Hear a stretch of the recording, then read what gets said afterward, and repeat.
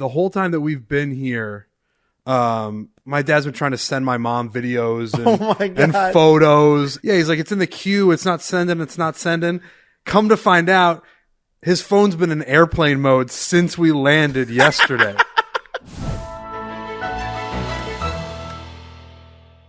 Foreplay presented by Barstool Sports. We have a huge announcement. We're going to begin the show with a massive announcement, which is we are broadcasting live on Barstool TV. So we're going to be streaming a Korn Ferry Tour event. It's in Chicago area. It's at the Glen Club, which I've played, which is fantastic.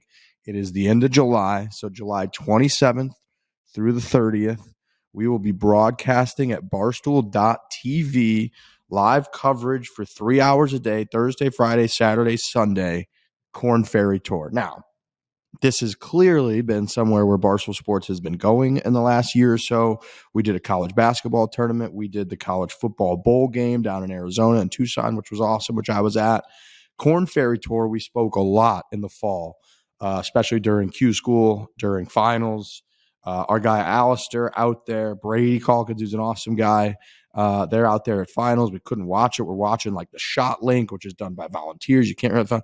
We wish we could watch more Korn Ferry Tour and understand the stories. So we're just doing it. We are broadcasting a Korn Ferry Tour event led by Barstool Sports.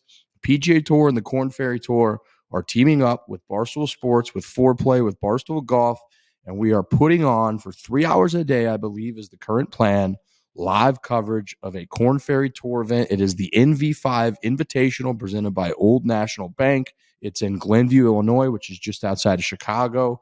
It's going to be incredibly fun. I'm very nervous. It's going to be nerve-wracking. We've been in these meetings about who's going to drive the broadcast. I believe our plan is to have Jake Marsh, myself, and one other person in the booth. We're going to be in kind of the main tower. We're going to be throwing it to Dan Rappaport, who's on here with me right now, who's going to have insightful knowledge on course. We're going to have Frankie and Trent running around together with a camera and a microphone.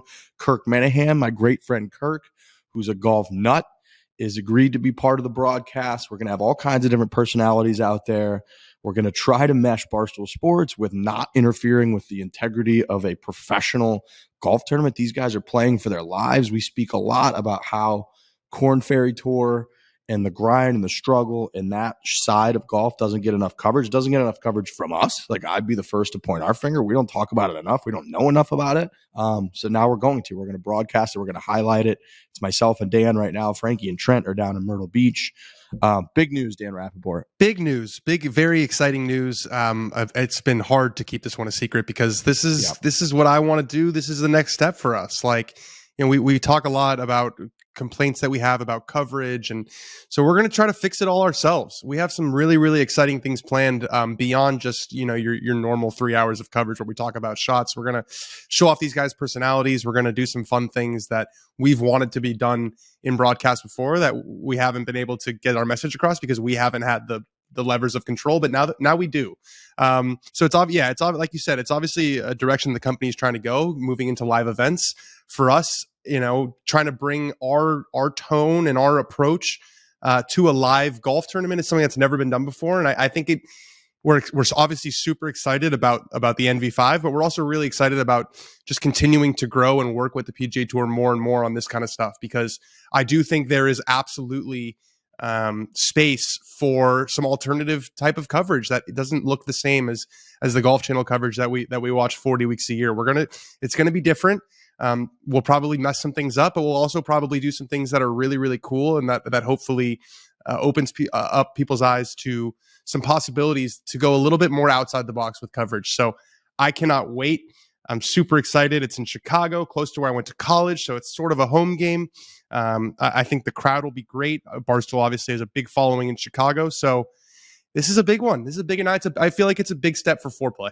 It is. You know, we get asked a lot, what's next? What's next for you guys? You know, we've got merchandise at tournaments. We've got a live event series, the Barstool Classic, which I'm at right now. We're at Half Moon Bay. It's raining and cold, so I feel horrible for people, but I think the sun's supposed to come out. We do the podcast. We've got a big YouTube presence. We do all kinds of fun video series. We got a pretty big social media presence. So what's next? This is it. This is our next step, is trying to broadcast a live golf tournament of, probably a top 3 or 4 golf tour in the world. I mean, it's the PGA Tour. Obviously, LIV has emerged, the DP World Tour / European Tours. Most people have known it. And the Korn Ferry Tour. I mean, Scotty Scheffler won the inaugural event that we are doing, the NV5 Invitational, in 2019. The reigning PGA Tour Rookie of the Year, Cam Young, won this event. So, like, this is, these are the players that you come to know and love. Like, most of them came up through the Korn Ferry Tour, and we're going to be broadcasting an event. So, it's very, very exciting for us. So people kind of understand. I know people love the behind the curtain stuff. Like, the biggest hurdle to get over for us greenlighting this was really me and us. Like, I was very hesitant to do this. It's tough to do. It's tough to, you need a certain amount of, almost cockiness to believe that you can actually just, oh yeah, we're just going to broadcast a live golf tournament. No problem. I think I'm humble enough to realize that ain't easy, and we're going to have to put an amazing amount of work into this. Thursday's show, we're going to feature Alistair and his caddy, Sam Frank, who have been out on the Korn Ferry Tour, obviously, for this entire season. Sort of Alistair's dream, obviously, to get to this point and get beyond this point. So what it's been like so far through 6 or 7 events and the reshuffle, and then, going into what it means for those guys to have us hopefully kind of amplify the Korn Ferry Tour, amplify an event, put kind of a lot of eyeballs and a lot of interest into the MV5 Invitational in Chicago. So we're going to have that on Thursday. But again, for me, a lot of it was like, okay, we talk a lot about how golf is generally pretty boring, even PGA Tour golf, week in and week out. If you're watching the coverage, like, you're either a golf nut or it's kind of boring in and out, like minute by minute. So how are we going to then take something that has less stars, less name recognition, less people that folks know, and make it entertaining, interesting? So that's a big challenge for us. We do kind of have to believe at some level that we're talented and entertaining, and we're going to bring sort of that approach that we bring to the podcast and to videos and social and everything else to coverage. And we're going to marry that with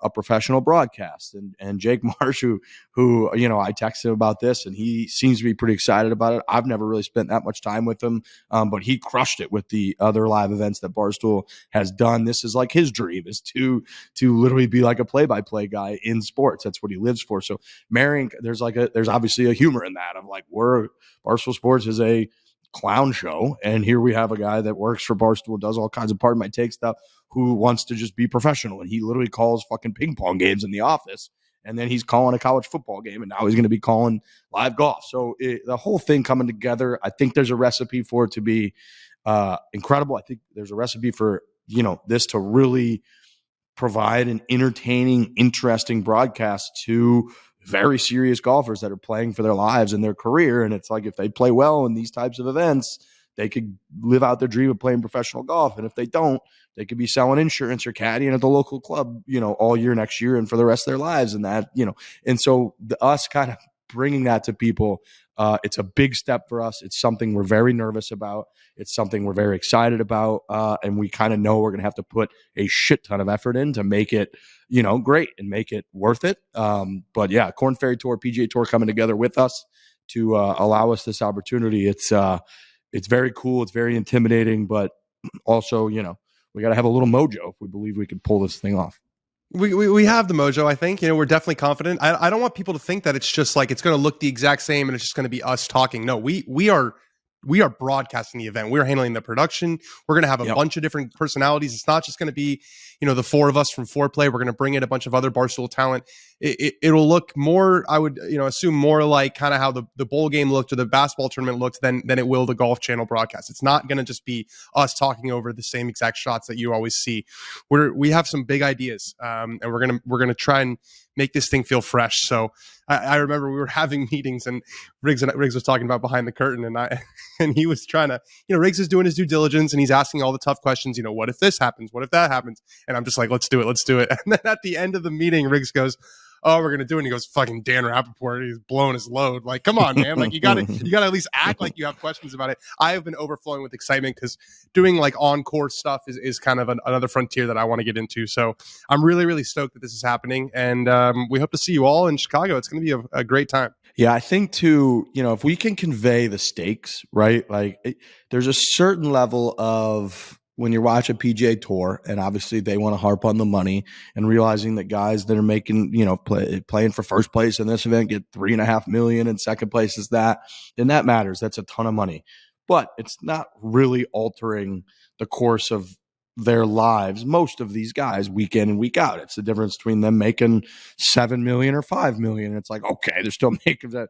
These guys, if we could convey it properly, the stakes are everything. It's their career. It is like their livelihood as professionals are on the line. And there's a few guys that have things locked up, but for the most part, the meat of the field, it's make or break almost every week and accumulating points that in a reshuffle they actually have somewhere to play. And if they, get finish in the top 30, they get their PGA Tour card. If they get their PGA Tour card, they literally get to play on the PGA Tour, which that's their dream for their entire life. And they're journeymen, and some of them are fresh and up and coming, and they don't have money, and they're renting. Alistair's literally renting a car starting this weekend for 7 weeks straight. He's renting a car and driving 10 hours from stop to stop, trying to just make it work. So covering all that, highlighting it, presenting it in a Barstool broadcast, it's going to be really fun. I'm very, very excited. And yeah, that's a big announcement. So that'll be on barstool.tv. That is July 27th through the 30th. We're going to have merchandise. We're going to have fun events going on site. We're going to kind of bank a good amount of filming between now and then that we could tie into the broadcast. And the Barstool Classic stop in Chicago is actually about a month before the event at the Glen Club. So it's the same spot. So a lot of things came together. Big shout out to the Korn Ferry Tour and PGA Tour kind of, reaching out really and being like, okay, we're going to invite these guys in. We're going to recognize sort of the work that we've done, the following that we've built up, the fans that we have, and they're going to allow us this opportunity to broadcast the Korn Ferry Tour live. So it's pretty crazy, pretty cool. And we're nervous yet excited, which I think is probably a good spot to be in. And one thing I want to also underline is there are no more Korn Ferry Tour finals this year. So this is how these guys get their cards. In the years past, there's 25 guys who get it from the regular season, and then if you finish in the top 75 or whatever, you go to finals and you get another chance. You get another 3 events. That's not happening this year. You got to finish in the top 30, and there are only 7 events after our event, so it's starting to be crunch time. The Korn Ferry Tour is where dreams are made and where dreams go to die. So, it's like you said, it's apart from Jordan Spieth and Colin Morikawa, these freaks who get right to the PGA Tour. This is where it happens. So we're in the tournament that we're broadcasting is in a really crucial spot for guys trying to live their dream. So super, super excited. Yeah, me too. And yeah, if we can convey all that, I think people will be very into it. And if not, then we'll just be big failures and nobody will ever watch us broadcast the golf tournament again. So we'll see. Big shout out to Chevy. They're our presenting sponsor throughout this year. We love Chevy. I rented a Chevy this week. I've been upgraded to now I've Emerald Club for I'm stunned you weren't there before. I mean, car rental. Well, I had the Emerald Club, but I had just the normal Emerald Club thing. Okay. Now I got the executive level, so it's just a whole nother. I didn't even know this fucking aisle existed. It's a whole nother aisle of cars, and I got this Chevy SUV that is fantastic. And I'm walking around this aisle, and there's all kinds of other kind of trash around there, and I get into this Chevy, and I just felt right at home. I saw that bow tie. Now you can see that bad boy with the Silverado, the all-electric Silverado Chevy. You've known the Silverado for years, for decades. You love the thing, okay? Like a rock. It's as good as it gets. It's American.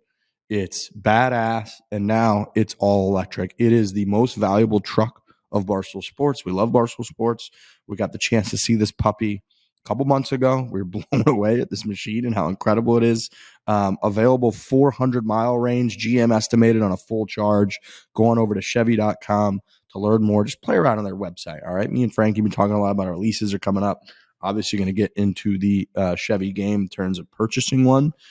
If I don't end up with the Silverado, I'd be pretty shocked at this point because I'm so blown away by this thing. It's got a large 17-inch diagonal display screen, infotainment system, as Broly likes to call it. Could tow up to 10,000 pounds of max towing, 0 to 60 in under 4.5 seconds with wow mode on the all-electric Chevy Silverado. So go on over to Chevy.com and check that bad boy out. All right, Dan. Yesterday I played Cal Club with a couple guys. Phenomenal time with my boys Adam, Pete, and Greg. We had a phenomenal match. How about we had a match yesterday? I don't know that I've ever really had this. We had a match yesterday, 2-on-2, pretty equal on strokes. I think one guy was getting 4, I was getting 2, another guy was getting 1. We had a match yesterday. We were doing auto presses at 2 down. The match never was more than 1 down for either team ever, and we ended up tying on 18. That's the best match possible. That's when it's like, it just everyone's leaves with a smile on their face. It was amazing. Nobody was ever more than 1 down or 1 up, and it came down to 18. And I was having a classic me round. I actually drove it great.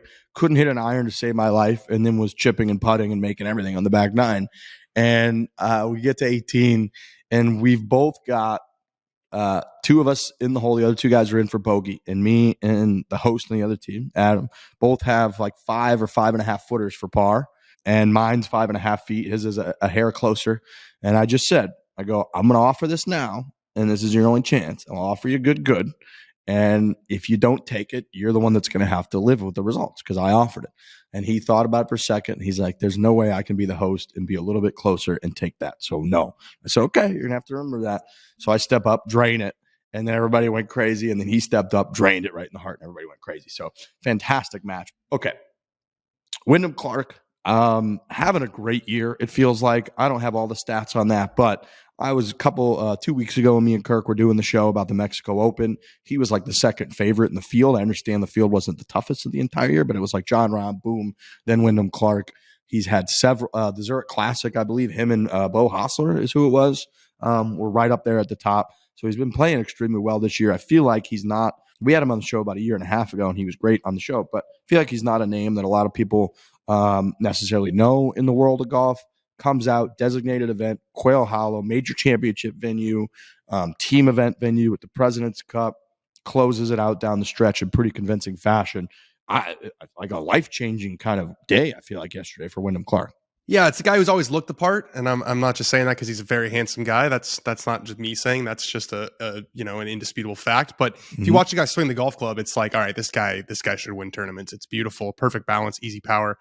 He came into the week with 16 consecutive straight made cuts, which is that's pretty serious. That means that you're hitting it really, really good because putting is going to come and go. But if you're making that many cuts in a row, you're obviously an elite ball striker. And yeah, I tweeted something yesterday and I got some flack for this, saying this was the first designated event that was kind of a dud.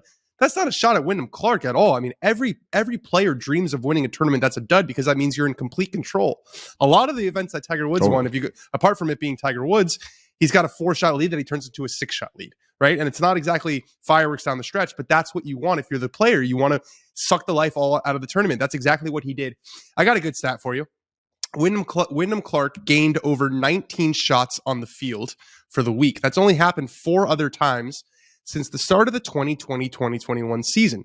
Bryson DeChambeau at Winged Foot, obviously he dominated. Is this off the tee or what aspect? No, this is total. So 19 shots over the field. It's only happened 4 times. So Bryson at the 2020 US Open, John Rahm at the Memorial where he had to withdraw. So that was through 3 rounds. So that was like a historic 6-shot lead or something. Yeah, he had a 6-shot lead and then tested positive for COVID. Rory McIlroy at last year's Canadian Open, and Tony Finau just a few weeks ago at Mexico Open. So for a guy who was ranked, I think, 80th in the world coming into the week, to be able to have a display like that, it just shows you, and we talked about this ad nauseum, the depth of fields. For a guy that's 80 in the world, yes, there was no John Rahm, yes, there was no Scotty Scheffler, but basically everybody else was there. Rory was there, Spieth was there, Cantlay was there with Joe LaCava on the bag. Schauffele was obviously right there. For him to be that far above just speaks to it could happen from basically any angle. I had 4 grand swing on Xander Schauffele winning the event, and we're out at Cal Club, so I'm trying not to be on my phone too much, but I'm checking. And when I checked before we teed off, he has a 1-stroke lead because he started like 1 under through 4 or 5, or maybe through 7. I think he birdied 7. And Wyndham Clark was like 1 over. And I was like, perfect. This guy's never won before. Xander's Mr. Steady Eddie. He's Mr. Chill. He's California bro. This thing's over. And I look 2 hours later and he's down by 5. I was like, what the fuck? So you're right. Hey, you can't say anything on the internet now without getting shit. Yeah. Anytime you just say something was a dud, which I literally said about the Masters tournament, about the back 9, which I still believe that. And John Rahm, after giving me shit, agreed with me, was like, no, I totally get it as a spectator. If somebody sucks the life out of a tournament, it's just not as exciting. that's the goal. That's like when I told Kevin Kisner after I met him, I was like, yeah, I wish they'd put you on TV more, but you're so boring to watch play golf. And he was like, I'm trying to be boring to watch play golf. Yeah. That's the goal. I hit it in the middle of the fairway. I hit it in the middle of the green. I try to make a 15-footer from the correct side of the pin, and I do that 18 times. I had a great tournament. And that's pretty much what you want to do. You want to, if you're Wyndham Clark teeing off with the lead, couple shot lead going to the final round, you want to make it as boring as possible. You want to win by 4 or 5. You want to be able to bogey the 72nd hole and have it not matter. You want to, if you're Scotty Scheffler at the Masters, be able to 4-putt the final hole and still win by like 3 shots. That's just what you want. Me as a viewer, like you said, I would have loved to have watched, coming down the stretch, they're standing on 17 with all the aqua on the left. And it's like, if he doesn't step up and hit a tight draw up the right side, or he overcooks it a little bit, or he flares it out to the right, like this tournament he's going to ruin the best day of his life. And instead, he's kind of just hit it middle of the green, protect the golf tournament. Fantastic for him, not as fantastic for a viewer. That's just a fact. And every designated event before this one was a banger, was a huge success. Hawaii, you had Rahm and Colin Morikawa really choking down the stretch. You had Phoenix, which just felt like the center of the universe with the Super Bowl. You had Riviera with Tiger making an appearance, and you had John Rahm and Max Homa, and that was great. Kurt Kitayama was dramatic, right? He beat Rory at Bay Hill. And RBC Heritage, everyone's saying, I can't believe we have another designated event the week after the Masters. And then Fitz and Spieth, that did huge numbers. They were overdue for a dud, and that's going to happen, right? All you can do is get the best players in the world together. Once the gun goes off and they're playing, you can't control it. So not every week is going to be a historic success, and we move on. And unbelievably, we have a major championship on our hands next month at Oak Hill, where Rory McIlroy is a member. And Rory McIlroy's last 3 stroke play starts are he missed the cut at the Masters, he missed the cut at the Players, he missed the cut at the Masters, and he finished T50 at Quail Hollow. Didn't speak to reporters on Sunday. Something's up. I don't know what, it just feels like he doesn't seem like he's all there. And I don't want to speculate if there's something going on, whether, it might just be like he said, that it's really, really tiring being the face of the PGA Tour and talking all this stuff, but it doesn't seem like all is right in Rory land, which is unfortunate to see. Obviously, he's a world-class player. This is not going to be like a lasting thing. But yeah, there was last year, he's on top of the world. He's back to number 1 in the world. He wins the FedEx Cup. It has not been a great year for Rory so far. And, but maybe going back to Oak Hill, where he's a member, his wife is from Rochester. He's got a place up there. Is that why he's a member? I didn't know that. Yeah. I didn't know he's a member at Oak Hill. Yeah. So his wife is from like the Finger Lakes area. So they actually go there quite a bit. They go there pretty often. They've got like a cabin out there. And I think he hosts her family up there a lot. So he's a member up there. He's played there a bunch of times. I would imagine the term cabin is an understatement of whatever residence that place is. But I enjoy the softness with which you addressed his place up there. Quaint little I didn't realize he's a member up there. I like that. Oak Hill is coming up, baby. That's next fucking week. Next week. I mean, I'm booking my flights for Sunday night. I'm gonna be there all day Monday, all day Tuesday, all day Wednesday. Then I got to fly to St. Louis. We're hosting the Barstool Classic in St. Louis at Bogey Hills, and I'm gonna be in St. Louis all weekend watching the tournament with my brother and my family and my buddies. So I'm incredibly excited for PGA Championship week. I love majors. I haven't, it's been like I haven't really been in the ring for a major since I guess the U.S. Open last year. Up at inside the ropes, like walking with the guys. At Augusta, you don't get anything, so it's nice to be in the mix. Not even allowed on property at Augusta. I got to wear like a fucking mustache to get in there. Whereas now, here we are. We're gonna have credential. We're doing a big event in the afternoon on Tuesday, so that's coming up fast. It's major championship week. We do have the Fore The Cut this week at the Byron Nelson.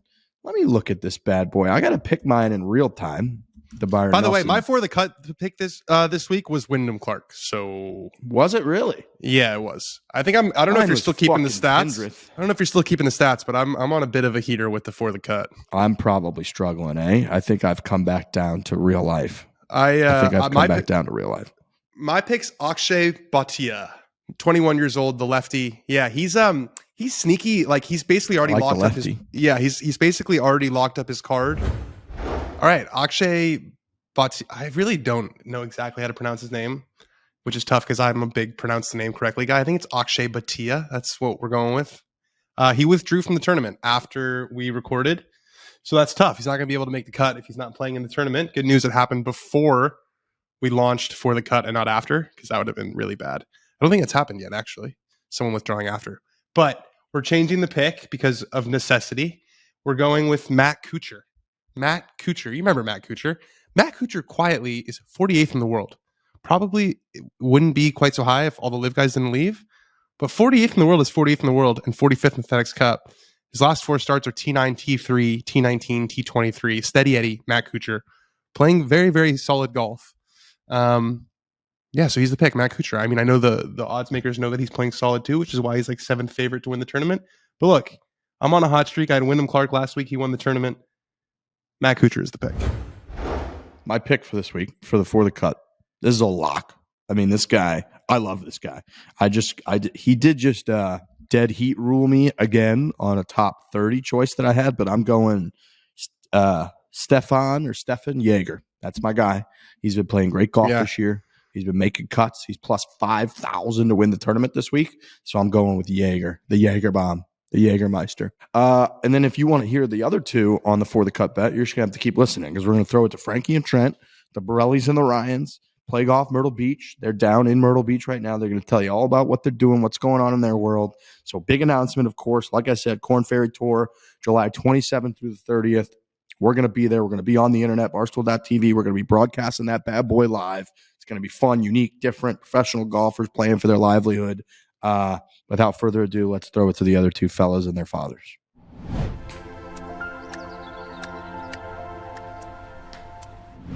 Myrtle Beach, South Carolina. We are in Myrtle Beach, South Carolina, as you hear this advertisement. We really are. We're sitting here at the North Beach Towers, I believe is what it's called. Yeah. We're overlooking the Atlantic Ocean. Correct. We are in Myrtle Beach, South Carolina. We played a Myrtle Beach golf course which today. has been labeled as the golf capital of the world and recently voted as America's favorite buddies trip destination. That is a fact. We are here. You're going to hear a little bit about it, but we're here on a father-son trip, and that is being videotaped, is being produced and edited for around Father's Day, so that is coming. But we got to play Caledonia. We're playing a Pete Dye golf course tomorrow. The list goes on and on. The golf courses are out of control. They're incredible. They brought legitimate tears to my dad's eye, and your dad has just been in awe of the entire thing. Yeah. This place is amazing. We're going to a great restaurant tonight. We went to a great restaurant last night. Myrtle Beach just really delivers, and Play Golf Myrtle Beach is where you got to go to make sure that you get your buddy's trip in, your rounds of golf in. They feature more than 70 golf courses here, ranging from high-end, top 100 golf courses, all the way to wide open and player-friendly courses for the the guy that doesn't want to get beat up by a hard golf course. So whatever your budget is, whatever your playing ability is, Myrtle Beach has something for you and all of your buddies. If you want to plan a golf trip here, you got to visit www.playgolfmyrtlebeach.com. They will have all the info on golf packages, courses, hotels, and things to do in one convenient place. But if you want to try and win something here, you're going to go to www.foreplaymyrtlebeach.com to enter to win a 3-day, 3-round golf trip to right here at Myrtle Beach. That's what they're giving away at playgolfmyrtlebeach.com. So again, you're going to go to www.foreplaymyrtlebeach.com to enter to win a 3-day, 3-round of golf trip to Myrtle Beach. It's an amazing place. Come to the East Coast. Enjoy the warm weather, the beautiful views, the amazing golf, the amenities, the entertainment. Go to the Pirates Voyage. Yeah. Watch a bunch of people fall into the water and then come back out with seals. It's crazy. You can do all those things. You wouldn't believe it. I know. Play mini golf. The list goes on and on. Come to Myrtle Beach, foreplaymyrtlebeach.com to enter.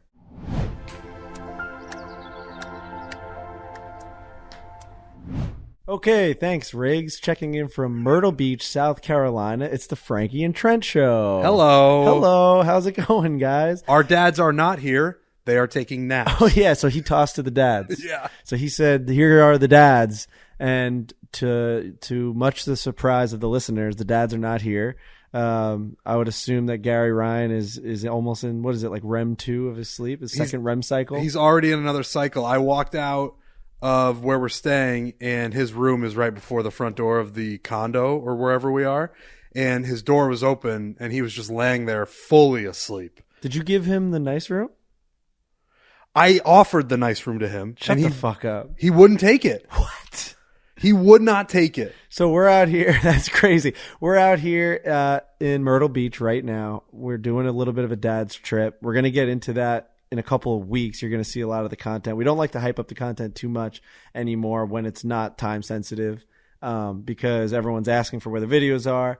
But this is something we have to hold around Father's Day. It's a whole thing that we're doing for Father's Day. Very special that we're able to take our dads on a cool trip. We're playing unbelievable courses down here in Myrtle Beach, but we're staying in like an amazing hotel here, and our rooms are out of control. I mean, we're in one of your guys' rooms.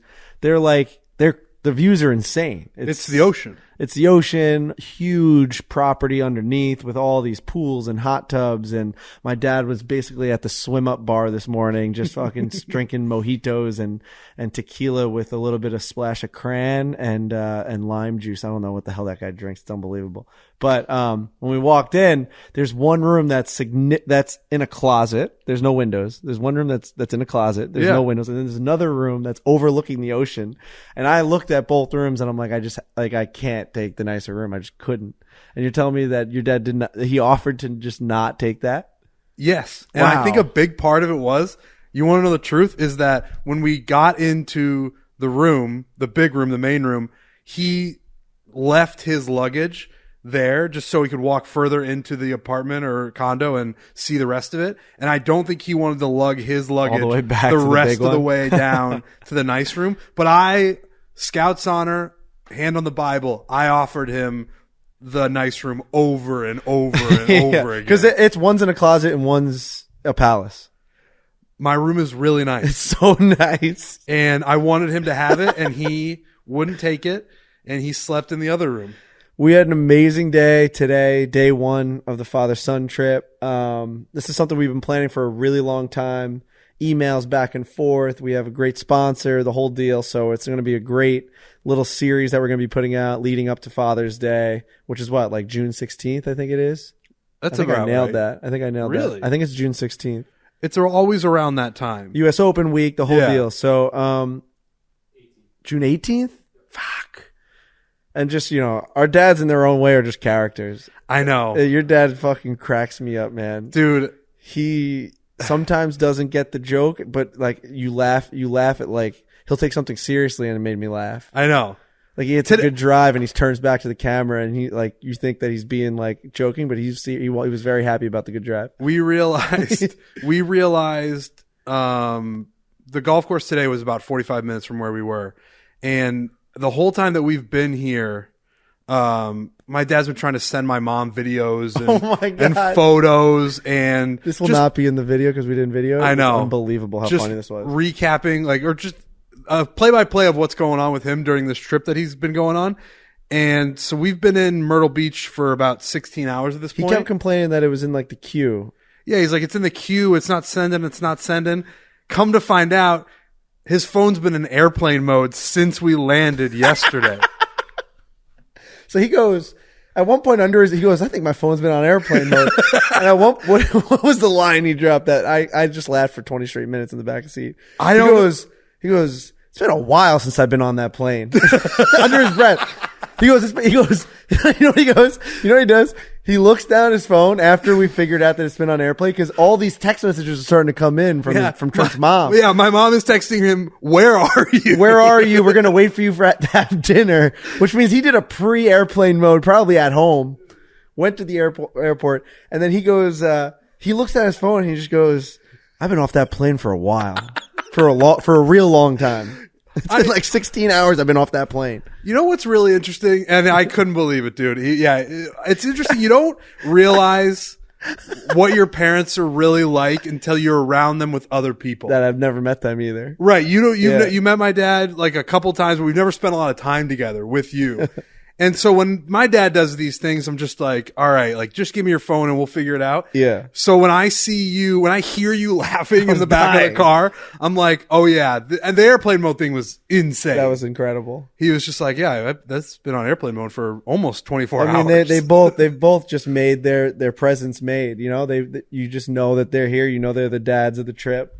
I mean, my dad's just been walking around drinking, his like very, very, Floridian drinks with all the pineapples coming out of it, and he has his American flag bathing suit on that we probably got in like a family trip down for 4th of July like 10 years ago. He still wears the same bathing suit. And it's nice to see your dad, because my dad's retired. He's been retired for almost 10 years, I think, at this point. But your dad, still very much a working man. Yeah, he's running the restaurant. You guys got this new Borelli's tap room that, you know, he's helping operate that. So seeing your dad actually relax, we were down by the pool earlier today, and he was in his swim trunks, and he got into the hot tub.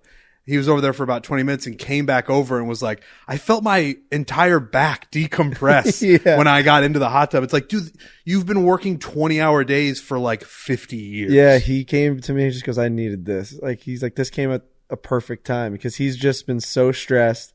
With just everything. That's just how he operates. And any person that operates their own business, regardless of what you're in, you know exactly what I'm talking about, where it's like you just can't give up the reins. Like he'll never just trust someone. Not that he doesn't trust it, but he wouldn't be able to sleep at night if he wasn't constantly like giving it his all. You know what I mean? For sure. If he takes a week off, he's constantly just like, what's going on back there? Are they going to be able to do this? I was telling Trent, we were driving here and he was on his phone.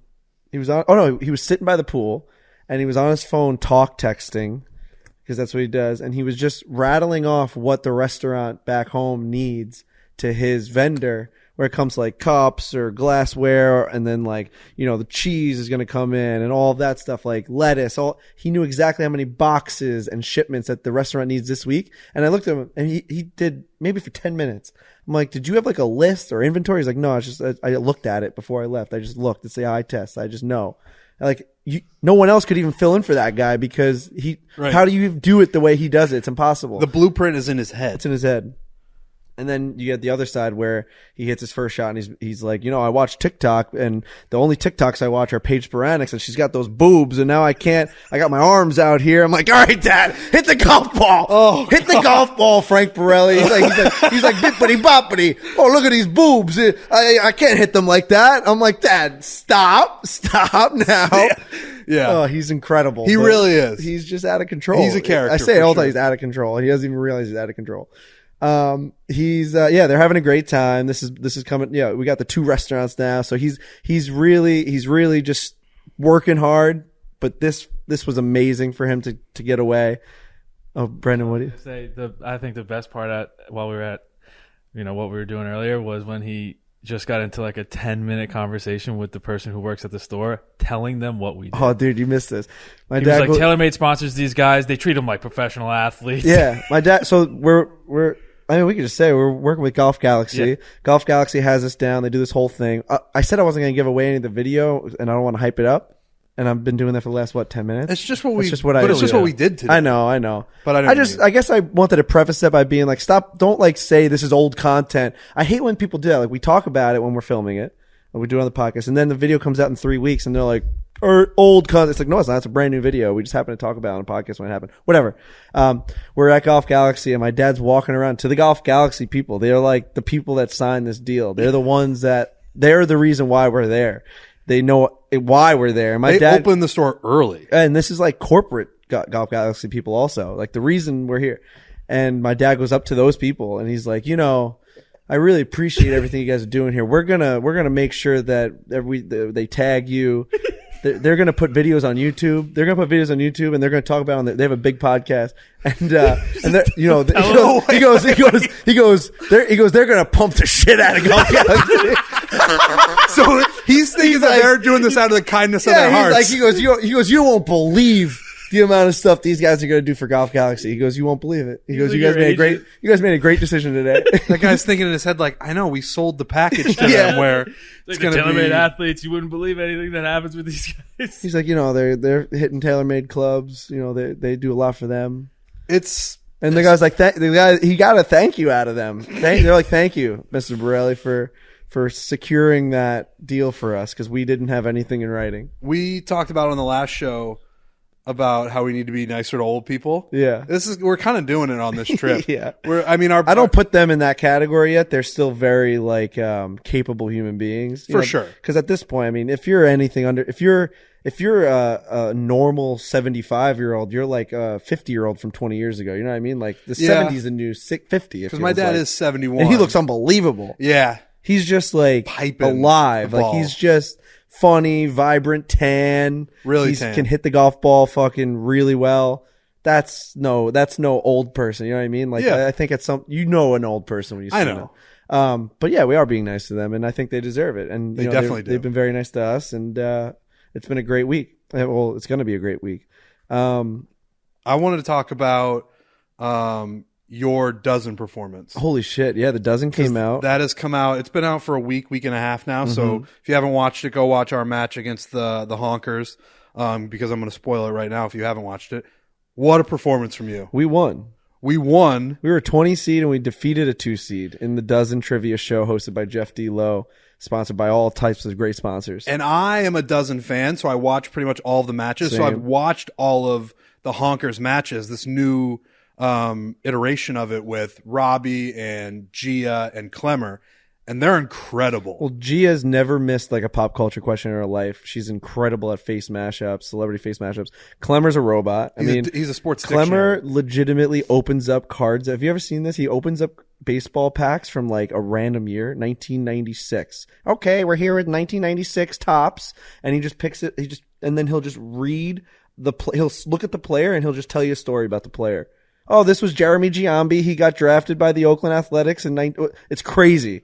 He doesn't read the backs of them. He just tells you off the top of his head. He's a robot. He's a sports almanac. He's like Frank the Tank. He's a sports encyclopedia. And we somehow beat that guy because he had the one off day of his life. He had a really bad match, and we performed really well. You had the match of all time, the best match of all time. We got lucky with a couple of like on the nose guesses. Like we got 2 points in the bonus round because I guessed it was Jennifer Lopez, Ben Affleck, and Jennifer Garner's ages combined. And I did the math. And you know what I realized? You know when you just do simple math where you go like 55, 50, 48, and you put them all in a row, you put the little plus sign in the bottom left, you draw a line. I didn't know what to do with all the numbers. I forgot how to do simple math. If you put a pen and paper in front of me, I don't know I could do simple math. If I had four carry lines, carry the one, and then what do? You start adding them up? No, because then you got like 400. I did it, dude. I was like 5 plus 1. It was too much for me. Wait. Like, let's say you have 55, 42, 53. Okay. Right? Yeah. So you carry the 1. Now you have 1 and then a 5, 4, and a 5. What do you do with all those numbers? You don't add them all up, do you? Yeah, you do. No, because that would be... Oh, the 1 comes all the way down. That's what the problem is. The 1's got to come down. The 1 goes in front. Because if you just add the 1 to the ones below it, oh shit! If you just add the 1 to the ones below it, it becomes like 6. You know what I mean? It becomes like 642 or whatever it is. Or no, bro, I don't know. Hold on. Do we have? Wait a minute. Do we know how to do simple math? Because someone's gonna crash their car listening to this right now. I'll do it. I'll do it on my phone. No, but I'll draw it. I'm trying to think now. It's been so long since I've done math. Dude, so if you watch the dozen matchup, I tried to do this and I ended up writing a number that I think was the simple math. I crossed it out and just tried to blur it out whatever came to my mind, and that ended up being the correct answer. I had 153 written down. It was wrong. And 154 was wrong. 154 was right, but I wrote it down. Right. Man, now you've got me confused. I thought you just took the 1 all the way down. You know? No, I'm gonna like Snapchat a black screen and then you can draw on it. This is like, all right, so we're gonna go 1. That's really interesting. 1. That I have no memory of how to do this. Okay. Oh yeah, you're making this work right now. You know? All right. Well, wait. So, yeah. Oh man, my brain. Isn't that hard? Isn't that hard? No, it's not. Okay. 5. Oh, that's just 14, so that's 145. That's right. But let's say you did this though, right? Because with those numbers, that nobody knows what we're looking at because we're not showing it to the screen. Okay. Let's say you did this though. But now we're gonna get to a point where I don't know what is going on. You know, like what do you do now? What do you do with that now? So I wrote 57, 48, 52. All right, so 57 plus 7. That's 17. Yeah. Yeah. And now you throw that 1 up there, right? Now you feel like you know what you're doing. Now what do you do? 1, 6, 10, 157? Right? Yeah, I think that's right. It's way easier, I guess. Because you just bring it down. And then if it's a number that's higher than 9, you just put it at the bottom. Right? Yeah, that's probably the worst segment of foreplay history. I think you just bring it down. I don't know. I must have spazzed out when I was doing Whatever it. happened. It's the dozen. You hear like the clicking in your head that you have 5 seconds left. Whatever. Yeah, that was actually way easier now that I just did that. I think you just bring it straight down. But still, regardless of what just transpired, you had a great match. We won. I think we're 17th in the rankings Offensive player of the week I was. Congratulations. I mean, I love this fucking show. I love the dozen. I got an accolade. You know? That's a little thing. And I mean, I love doing that show. I think we all love doing that show. We're not great at it, except when we beat the Honkers. I just said I can't do simple math. But we have fun when we do that show, and I want to continue doing it. I don't think we're going to make the tournament. I think when they're filming it, I'm in Iowa for the Barstool Classic, so I couldn't be there anyway. Mm-hmm. But I just wanted to shed some light on that because that was fantastic. That was an important moment for us. A lot of fun. Can't wait for the next one.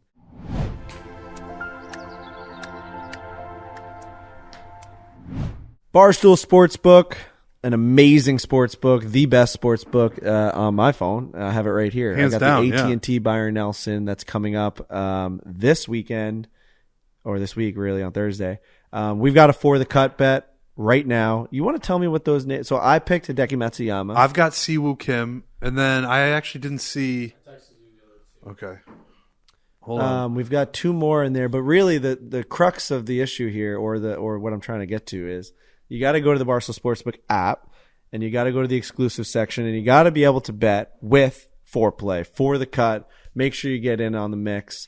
It's an amazing bet. We were as hot as anyone could ever be. Yeah, we've hit a little bit of a cold stride, but that's just the way it works. You know what I mean? That's gambling. That's what it is, and I think that we are just in a good spot for this week for AT&T Byron Nelson.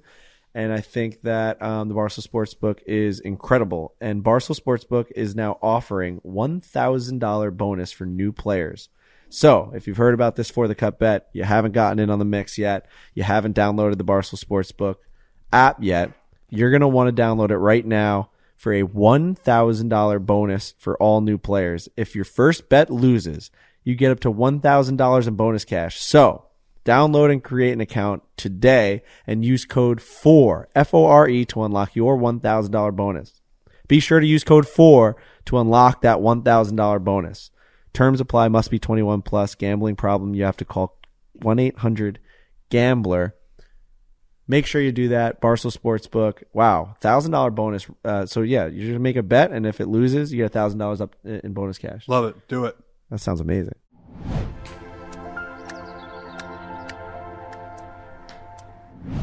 In other news, I think you guys already heard about it, so we'll just give our takes on it. But the Korn Ferry event is happening. We are, we're taking the next step in the ever-evolving business that is the foreplay brand, Barstool Golf. Yeah. We've kind of just rolled along. You guys started out as just a podcast that had no direction. You guys were just going to talk about golf. Yeah. What was that, 6 years ago, 5 years ago? How long ago was that, 6 years ago? Yeah, 6 or 7 years ago. 6 or 7 years ago. Sure. Things just start to happen, and you know the ball just keeps rolling. YouTube comes along, you start doing that. Merchandise starts to pop off, you start doing that.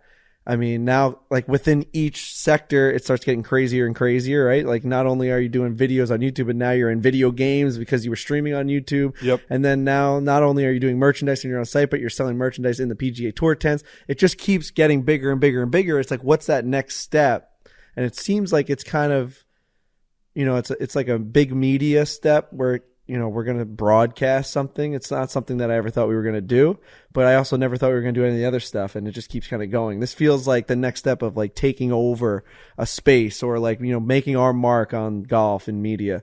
We're going to be able to do something that we love so much, which is cover golf, watch golf, talk about golf in a professional setting, in a unique way with our own voice, our own vision, what we think, how golf should be consumed, really. Yeah, it's the next step for us, and it's the next step for Barstool as a whole. You've seen it with the bowl game, with the college basketball. Like, this is sort of FDNY game that just happened. Exactly. So they've done hockey, basketball, football. They do boxing. It's nonstop. Barstool as a whole is like this alternative media brand that is trying to put it out there in every single way we can. We do it with merch. We do it with YouTube. We do it with podcasts. We do it in every single way. So why not actual events?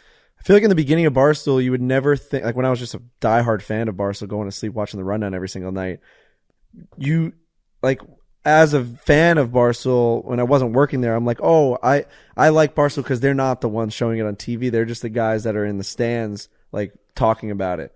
That was like always, like, they'll always be that. And then you realize, like, Barstool's going to get, now I'm sitting here being like, Barstool Sports is so big that we're allowed to be the ones that are actually putting it on the screen. Right. Like, that wasn't even like Barstool was cool because, like, I thought being the fan was as far as you can go. Like ESPN and Fox and CBS, those were going to be the only ones forever that were only going to have the rights to show that stuff. And now, like, we get to do all that. We get to be the fan, and we get to fucking put it on our own, on the screen. We get to point the camera and actually put it on our product. That's crazy. Of all of the steps that Barstool has taken, that we have taken, it feels like the biggest one.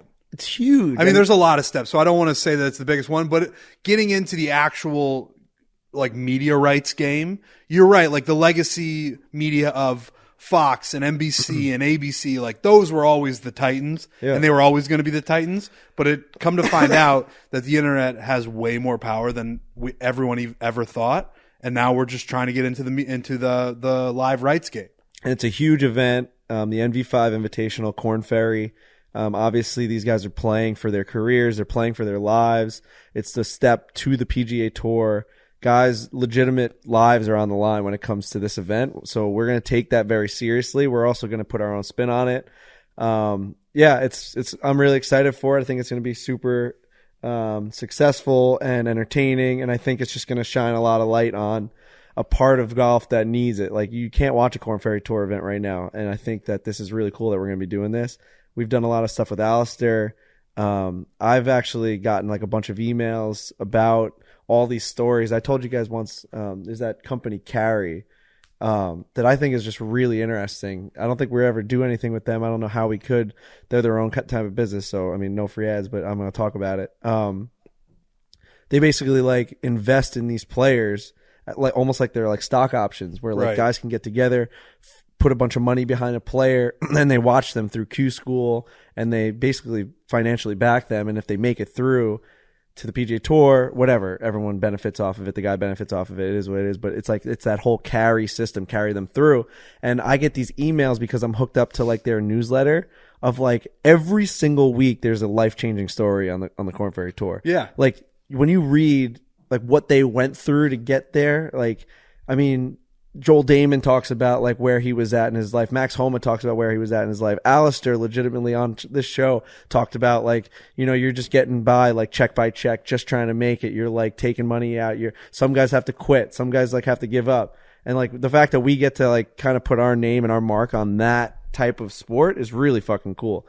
Cause there's just such a difference between that and the guys that already made it. They're, like, sometimes you can think they're coasting or they're just trying to get by.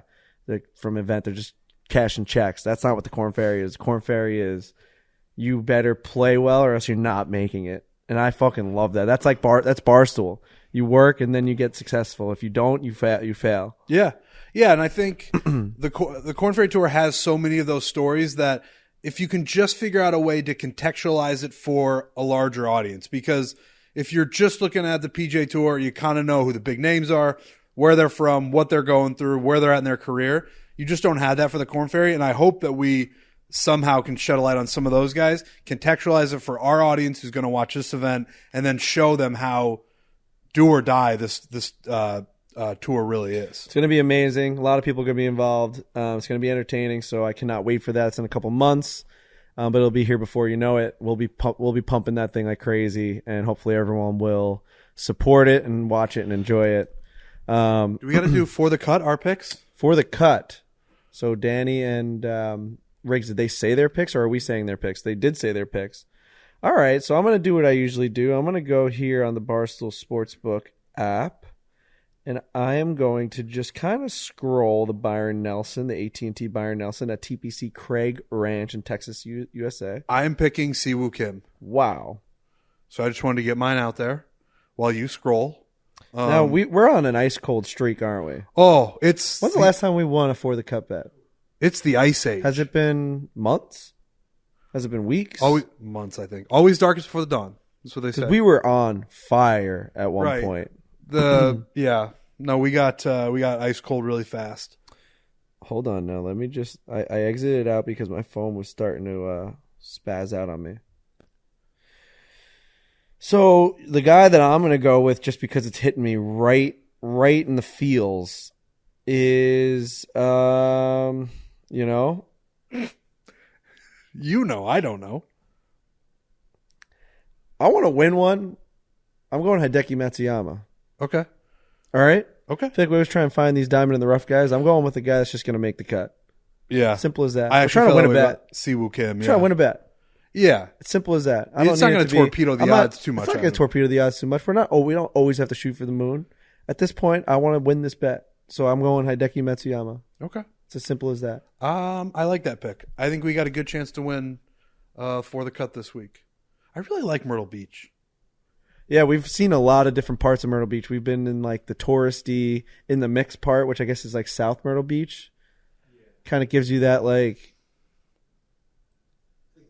it's main Myrtle Beach. Yeah, it's very just like in your face. We're going to have a lot of fun. You're going to go get like T-shirts with weird logos on them, and you're going to go enjoy the beach, and you're going to have like a snow cone, but you're also going to play a ton of golf. Yeah. And then now North Myrtle Beach is like, you're going to relax. You're going to have a spa day. You're going to see beautiful homes. You're going to have like elite golf courses that just go through all of the inlets and all of the, the little, you're going to see pools behind every single, it's very different. It is. It's very different, North Myrtle Beach and South. And they're both great for their own reasons. Like, we had a ton of fun in the main Myrtle Beach, for mini travel golfing, series, yeah. and we were doing a bunch of different shit. When we did a home run derby, we like shucked some. We didn't shuck. What do you call? What did we do with the fish? We filleted. Filleted it. We filleted a fish. You shuck oysters. We shucked oysters. Do you shuck oysters? Yeah, I think we do. Yeah, totally different, but equally. I'm signing off on Myrtle Beach. Me too. People come here on bachelor parties now. It's a great spot. It's an absolutely great spot. I'm looking at the ocean right now, right over your shoulder. Yeah, you are. The beautiful, beautiful Atlantic Ocean. We got another full day of golf tomorrow. That should be fun. I think the dads definitely needed like a little bit of break right now because it's a lot. It's a lot. You realize it's a lot. The filming, like for their first time, it's just a lot. They're not used to like being paraded around and driving all over the place for golf, and every single time we got to stop and they got to be on camera. I mean, it's a different world. Oh yeah, yeah. My dad's not used to that at all. Your dad's not used to that. I just got back from Florida. I went on a bachelor party. I sound much better now than I did on the last bachelor party I went on. The last one was yours. The last one was mine. Same group of guys. We went to Fort Lauderdale. I have two little. You see these little things on my elbow? Yeah. So we had a pool that had a hot tub that was like in the pool. Yeah, it was a really nice like modern pool, and I tried to be all cool and kind of like we were in the hot tub, and it was like Big during mistake. the You're day. Not cool. Keep going. And like it was getting really really hot in the hot tub, and I was gonna like kind of slither over so it was one of those like infinity hot tubs that it would constantly pour water into the pool. And I was going to slither with the water over the infinity part and just kind of fall into the pool because I was so hot. I thought it would feel amazing, like going from hot to cold. Yeah. And I did that, and I didn't realize like the first half of the pool was like 2 feet deep. Yeah. So I kind of just slammed my elbows down, and I was just like, blood was just kind of like. To say that had to be blood. Blood coming was out of just that. like kind of floating to the top of the water, and it looked like Jaws. And I was just sitting there on my elbows, like, ow. And it was the least cool, suave thing anyone's ever done, ever. I'm bony as it is. Hitting the pavement's not good. I didn't think I'd make it to this trip, honestly. When that blood was coming out, I honestly thought I broke both my elbows. Also, you got burnt shoulders. I did get burnt shoulders. You got real burnt shoulders. We went to one of those, like, they take you out on the boat and they drop you off at one of those sandbars, and you kind of just, like, drink around, and you're on like a pool float. I had like a little pool noodle. and I fucking doused myself in SPF 100 on the boat, before the boat, everywhere. I mean, I was an oil slick out there. I looked like BP. It was crazy. Like me flying through that water, you saw that hue on the water because it was just coming off of me. That's how much like a rainbow hue. That's how much I was putting into this. You had to have missed your shoulders. No, I didn't, dude. I was out there for like 3 hours, and because I had just my shoulders exposed for that long, it didn't matter how much sunscreen I put on. It honestly didn't. It was that hot, it was that exposed, and it was that long. And I think like isn't there some science behind like if you have like your arms above the water, it's almost like even hotter because it's like a reflective surface. It's almost like you're putting it on top of like, it's like when there's a photo shoot, they got the reflector. I think that's what happened. I mean, whatever happened, your shoulders. It went through my bones. Like the bones of my shoulders hurt. Your shoulders are purple. My shoulder, like my rotator cuff is burnt. What part of Florida is Fort Lauderdale? Just like 30 minutes north of Miami. Okay. Beautiful. I wouldn't have pegged that for like a bachelor party spot, but then the more I looked into it, it seems like it's like a happening spot. It's like it's great. Oh wow, it's unbelievable. There's a lot to do. It's just a lot of fun. Great bars, good restaurants, a lot of fun activities.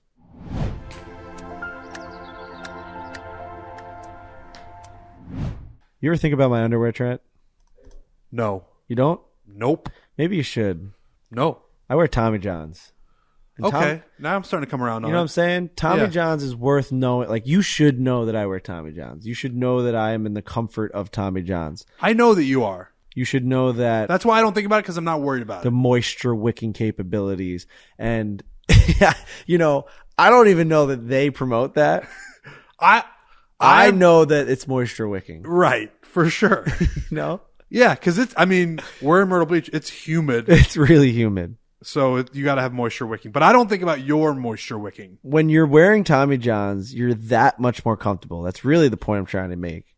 You can do everything better. Tommy John underwear has dozens of comfort innovations like breathable, lightweight, moisture wicking fabric with 4 times the stretch of competing brands. I fucking nailed that. They're moisture wicking. Of course they are. Because you want to know why I knew that? Because I wear them every day for the last 2 years. I've worn Tommy Johns every single day for the last 2 years, and I know they're moisture wicking. Right. You don't need that. You don't need the ad copy. I didn't need to read a copy to let me know that these wick my moistures. Oh. With over 20 million pairs sold. 20 million pairs sold. That's good. And thousands of 5-star reviews. Moisture. Ball sacks across America love their Tommy Johns because there's no more flopping, sticking, or chafing. That's why Tommy John doesn't have customers. They have fanatics. It really is great stuff. We've been using it for the last couple of years, and I will never, ever switch away from Tommy John. Regardless of what happens, I'm a Tommy John guy for life. Plus, your butt's always covered by Tommy John's best pair you'll ever wear, or it's free guarantee. Tommy John underwear has a non-rolling waistband, which is huge, by the way. Yeah. I hate when they used to fucking roll up my belly button. Best pair non-rolling waistband for the perfect fit. The legs never ride up, and the waistband never rides up, and it doesn't flop over and all that shit. Every pair comes with Tommy John's no wedgie guarantee. Tommy John's been covering our butts for 15 years. Wow, they've been in business for 15 years, caressing our most valuable assets in comfort, softness, and style. Listen, you got to get on Tommy John. If you're not sold on Tommy John by now, and by the end of this ad read, I don't know what to tell you. Get 20% off your first order at TommyJohn.com/4. That's all you got to do. You got to go to TommyJohn.com/4, and you will save 20% off right now. That's TommyJohn.com/4. TommyJohn.com/4. See site for details.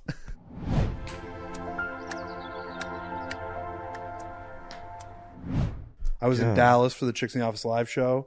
Shout out to everybody who came out. Great. I saw you army crawl across the table, across the stage. Yeah. So at the end of the show, they do a Q&A, and a girl stood up and was like, "We want to see your army crawl." And I was like, now I got to do it, because I've been talking so much shit about how I've got the best army crawl in the world. And there was a little table on stage, like a little coffee table. Rhea and Fran turned it to the side, and I went. And I got under there. Place went crazy. Place went crazy. Holy shit. Chanting my name, which is that existence it's still so strange. I know I've been doing it for a couple of years, but it's still so strange to go out onto a stage in pretty much a 98% female crowd, and they're like, I'm so excited that this guy is here. You're Niall Horan for a night. Yeah. It's crazy. Because I tweet about The Bachelor. Yeah.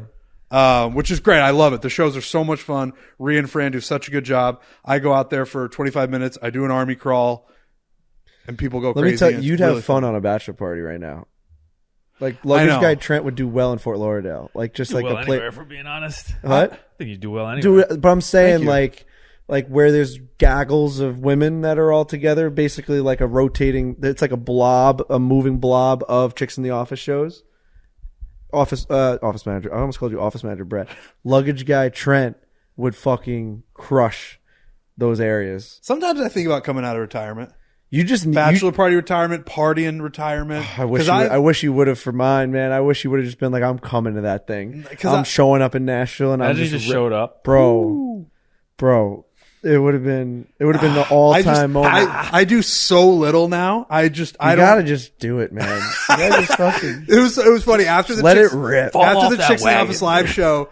I put up the video of me doing the army crawl, and some guy the first comment under it was, Trent's life is a movie. It's crazy. No, but then Rhea and I were laughing about it. If that guy knew that after the show, I go to my hotel room and I eat the Snickers that's in the room and I go to bed, they'd be like, that's not the most interesting movie that we thought we were going to see. But yeah, maybe I'll just let it rip. I mean, life's always greener. I get that. Like everyone thinks that everything's perfect, and it's not. Like that guy's probably like, that guy's going in the crowd just handpicking women and taking them out, and he's like Hugh Hefner out there just walking around with 30 women around him. But no, he's just eating Snickers off his chest. I'm just laying in bed shirtless, like, just fucking rubbing warm chocolate around his nipples. Watching the NBA playoffs, like, I wonder if Steph's gonna do it again. Yeah. And I just got a melted Snickers on my nipple. You think this guy plays in the Barstool Classic one more year? Right?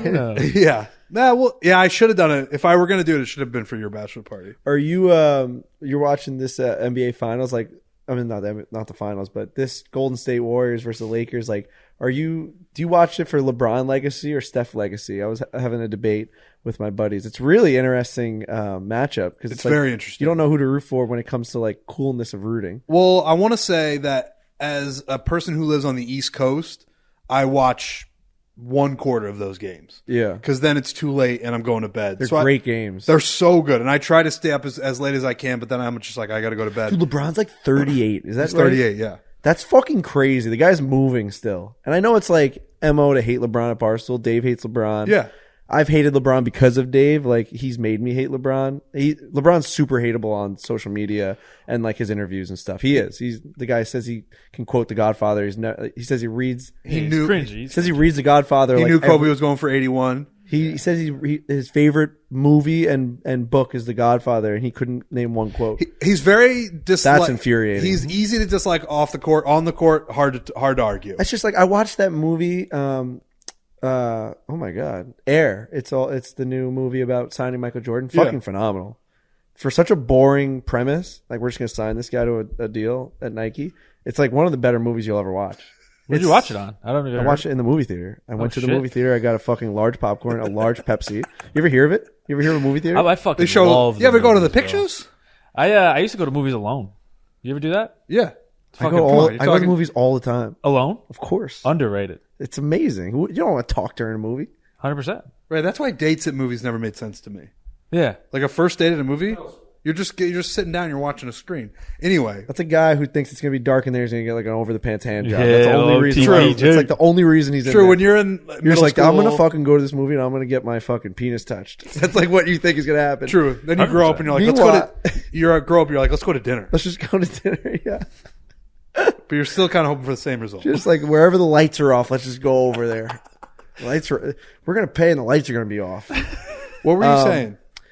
I was saying that, like, you know, I watch Air and I see all these clips of like the way they cut this movie. I just love the editing of it. It's just like flashes of like MJ like slamming and like holding up all these trophies. Do they use like, real footage? Yeah, it's cool. Okay. And just like moments, like news clippings and just like I mean, there's one of the best sports speeches of all time within the movie. It's Matt Damon delivers maybe one of the best sports speeches of all time. I've heard of. He's like speaking to Michael Jordan. He's like, "You're gonna be the guy." And it's fun. And then like it's cool. It's cool. Everyone's got to go watch it. But it made me think. It made me think like I didn't get to see that. Obviously, it was way too young for Michael Jordan. And like LeBron is that guy. I know he's not Michael Jordan, and anyone listening to this, I'm not trying to compare them. He's lost more than he's won in the championships. He never did that. He never left his team, even though he went to the Warriors and he retired and he did the whole thing. But like we're watching Wizards. Wizards. Sorry, Warriors on my mind because of Steph. We're watching that type of guy. You know what I mean? So when I'm at the bar with all my buddies and fucking LeBron is on the little mini TV in the bar and he's like driving to the hoop and spinning and slamming it over fucking Draymond Green's face. Like there was a moment of me being like, they showed clips of that in the movie I just watched of Michael Jordan. And like, I thought that was so cool that people got to watch that. And I literally just watched that happen at the Fat Cat in Fort Lauderdale. It's happening right now. Cat, holy like shit. That was a pre-shot. It was a pre-place. It was unbelievable. That place is unreal. But you know what I mean? I'm a big, I'm in the moment guy. Like, let's savor this. Let's suck on this saltine. You know what I mean? Yeah. Let's savor all this. Happened at the Super Bowl when he broke the points record. We were at the bar. Were you there for that? You were there for that? Yeah, I was there. Yeah, and everyone was like hugging and clapping. Yeah. It was crazy. With all of that said, I'm rooting for Steph because But Steph's kind of the same guy. No, but the reason I like Steph is because I like. You just shook your head. No, Alex, he's not the same guy. But the reason I'm rooting for him type of legacy. No, is I like that unit. I like Clay. I like Draymond. I like Steph. I like that they've been through so many battles together. I love watching one unit, and I know there's been different pieces here and there, but it's mostly been those guys. When it was like, all right, now we're a dynasty. All right, now people think we fell off. Then we won a fourth one. Yeah. And now we're going to keep trying to do it. And I like guys who stay together and they just keep trying to do it. LeBron is kind of the opposite of that. He's like, I'm going to go where I think I can win the most rings. Steph and Draymond and Clay were like, and I know they had Durant, but Durant joined them. They were like, the place they wanted to go. I don't know. I like that more. And I get LeBron. I mean, he's the second. They're not the same, but they're two legacies playing against each other. Like Steph's a fucking legacy player. Dude, he's got 4 rings. He's got 4 rings, best shooter of all time. He's changed the game when it comes to like the way he plays it. That's fucking that's right there, LeBron's man. Got 4 too, LeBron's right? got 3, right? No, he's got 4. The bubble one was his 4th. Oh, yeah, that one like barely counts. Next. Yeah. He's lost 5th, 3? He's lost a bunch. He's lost 4. No, he's like 4 and 5. Wow. In the finals.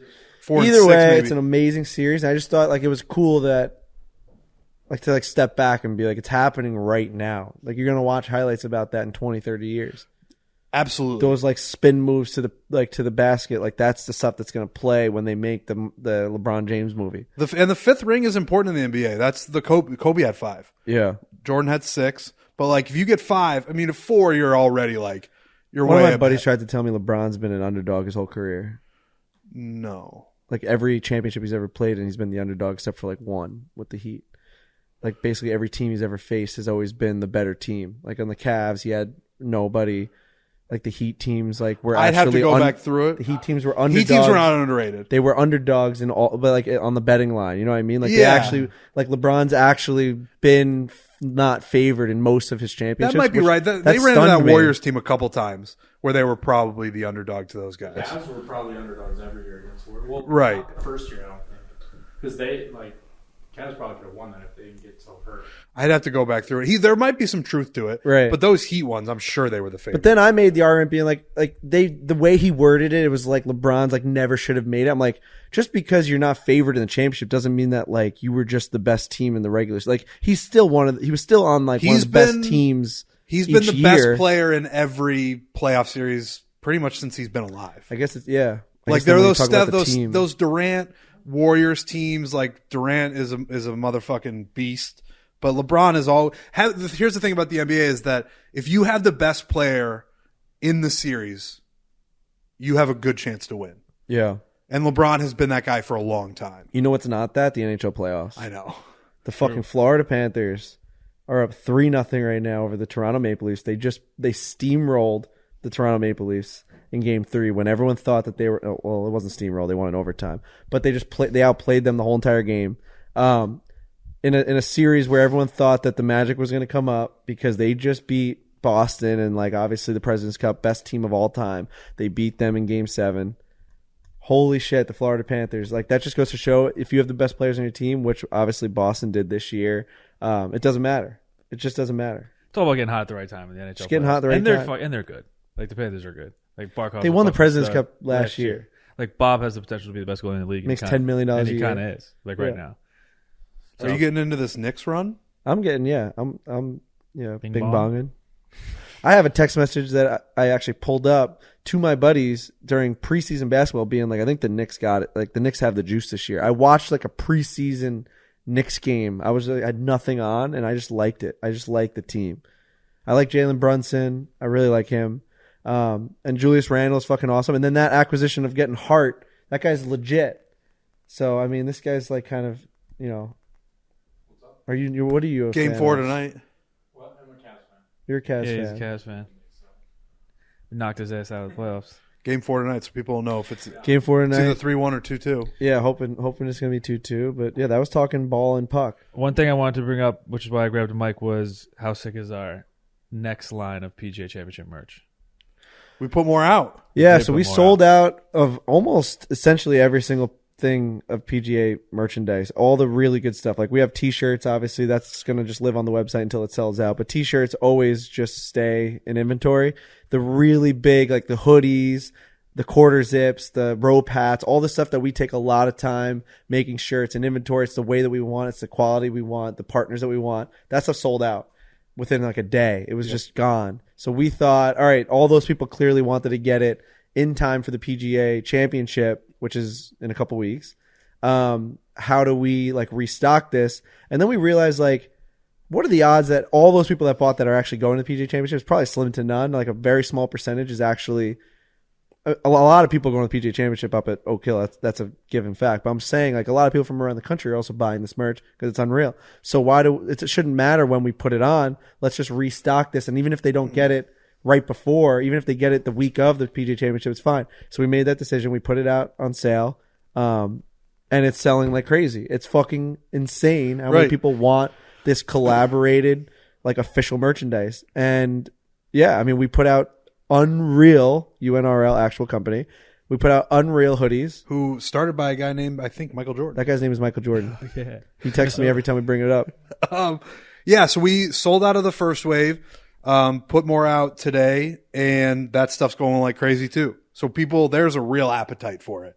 And I know we're going to try to bring back more stuff. But what we're trying to say is the merchandise is incredible. It sells out very quickly. So get on it. The stuff is incredible. Our merch team kills it every single time. It's just really good stuff. So if you're listening to this and you just stumble upon the Barstool Sports store and you see stuff is still in stock, grab it now. Get it for a gift. Send it to a buddy. Get it for your dad, whoever it's got to be, because it's not going to be there forever. The hoodies will sell out, especially once play starts, and people are going to be like, this logo is out of control. I want to go buy some merch. If you're sitting in like Missouri, you can get it. It's on the website. So make sure you go and do that.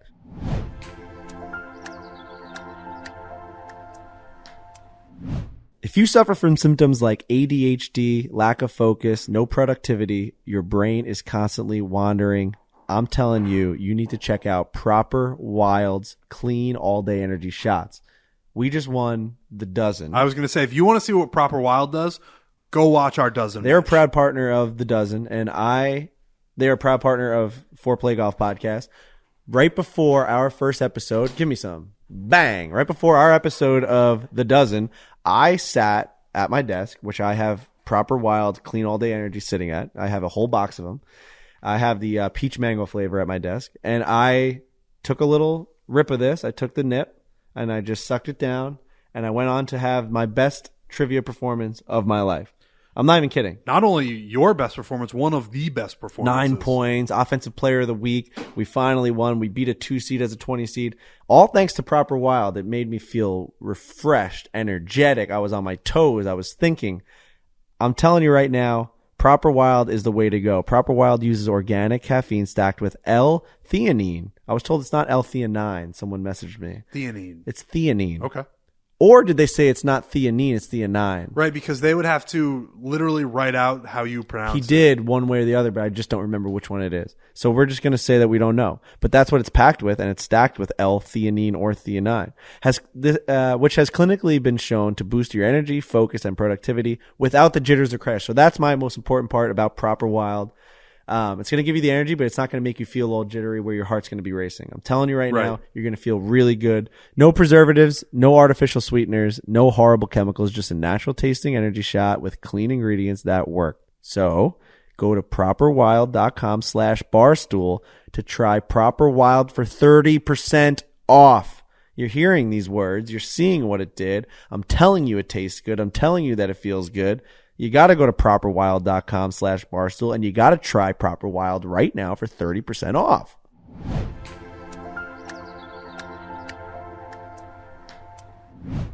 Aside from that, I think we're going to go get an Italian meal. I feel like an Italian meal in Myrtle Beach is actually a really good spot to go to because you have a lot of New York transplants down here in Myrtle Beach, South Carolina. Yeah. A lot of retirees, a lot of snowbirds. Yep.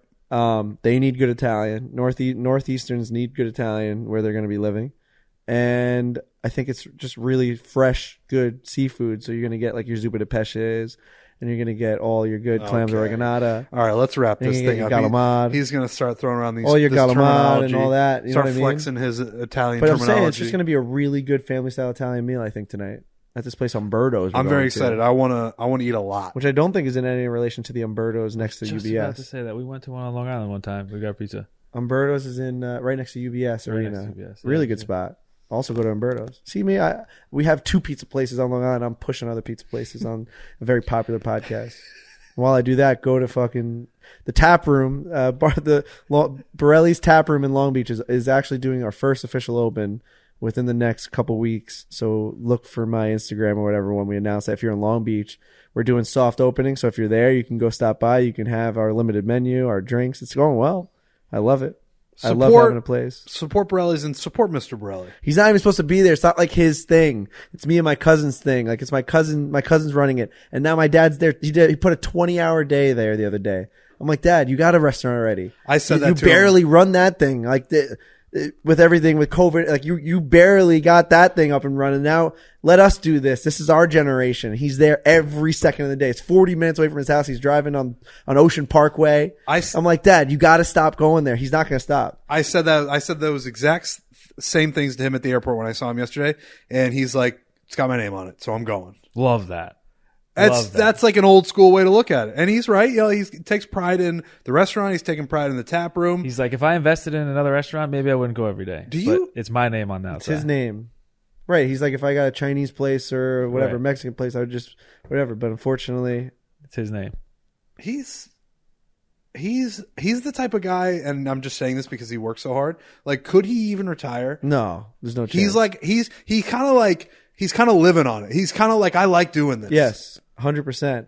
It's stress and it's not good. No. And we don't. I mean, he goes for stress tests, and obviously he's got all these things wrong with him. But it's not good. You're not supposed to live that way. There's no way. But it's what makes him him. He's like Mr. Borelli. He's Long Island. Like he walks around Islander games. He takes more photos than I do. Yeah. That's just like who he is. He's never gonna stop. He's never gonna stop being that guy. He loves that shit. He likes enjoying this. He likes sitting on the beach and like taking his 3 days to just soak up the sun, and he soaks it up. Like he tells you, like, I love this. I needed this. He says it out loud. Yeah, he's That's very how much open he about needs it. Yeah. He's open about how much he needs it. And hopefully the tap room's good. That's the reason why I did it. I'm like, maybe we can get Borelli's to the next level and he doesn't have to work as hard, but it's one step at a time. We'll see. I'm taking what I'm doing here and trying to give back to the family name. So we'll see. Hopefully it works. Go support the tap room. Do it. Long Beach. I'll be there all the time. The other day he walked around with like he's like, I invented a new bread and little mix, and I was giving it to all the customers and they loved it. He's like, that's why they're going to come back. Cause I'm walking around giving them little tastes of what we're making in the kitchen. He's like, you can't just be a bar. You can't just open your doors and expect people to come in. You gotta make them feel like they're part of the family. I'm like, all right, Dad, whatever. He like sold me on it. I'm like, He's kind of right. He's right. he is right. This man's been running. He's been running a So restaurant. sell your house in East Meadow and go rent an apartment right next to Long Beach then. And so you can be there. Stop driving 50 minutes. Do not put that in his head because he'll do it. He'll do it. He'll do it. All right. Max Homa's on the YouTube channel this week. His round at the Barstool Classic. Max Homa Thursday? Wednesday. Max Homa tomorrow night. Afternoon. Or tomorrow afternoon on YouTube.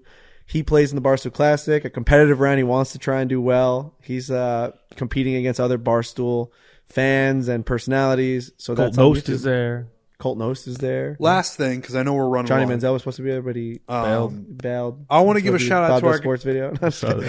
last thing. I know we're running long. I want to give a shout out to our guy Danny Rapp. Side gig's incredible. Oh, that's an amazing. It's video. really, really, really, really good good. call. I was traveling to Dallas for the Cito show the day it came out. I watched it the next day. It's great. The production was incredible. Everything you guys did for You guys that crushed it. was awesome. So if you haven't watched that yet, Side Gig with Sahith Thigala, Danny Rapp, 9 holes, caddies for him, gets to know him a lot better. You learn a ton about him, and I think Danny's gonna keep doing these, and I think they're great. It was amazing. I texted him right away. It's like, this video is a fucking monster. It's gonna do 200,000 for a video that no one knew what the concept was. He didn't even really promote it at all, and it's his first time ever diving into like the real "it's my content" game. That was really impressive. He did a really good job. Sahith was an amazing, like you said, like a perfect person to be your first guest. And just like that formula, like he found something that's repeatable. Yep. It's incredibly interesting. The clips that come out of it are like viral Instagram. Like the clip that Sahith talking about Tiger Woods, like seeing Tiger Woods. Like I've seen that on people's Instagram stories. Like that's a moment type of post. And that just happened within like a regular conversation in Side Gig. His next couple of guests are going to be just as big and just as impressive. And those interviews are going to be just as good. And you're going to see really good golf. It's it's like coming up with the idea for pizza. Like you think it's so simple. Like Dave's going to go eating pizza reviews and you're like, oh, you guys just going to eat pizza? I'm not saying it's going to be that big, but I'm saying like, it's such a simple idea to just like caddy for the guy and interview him. And when I was watching, I'm like, how has no one ever done this? It's like, go watch this PGA Tour Pro shoot 1 under and learn everything. Like with all the golf content, like how is that type of people can't. Danny's like unique. That's what makes it he's great. really unique. He asked the right questions. Like if He's I like did the that, best interviewer ever. dude, imagine me or Frankie doing that video. Dude, I couldn't do dog simple shit. math. Yeah. Just horrible. Like I'd be talking about the weather. I'd be talking about like I wouldn't know what the fuck. I love that he took something super simple and made it repeatable and interesting. That's my favorite part about it. It's a hard thing to do, and he did it. Finding repeatable is really hard. That's like, the hardest even thing. fixing Frankie's not that repeatable. Like I came up with a couple ideas.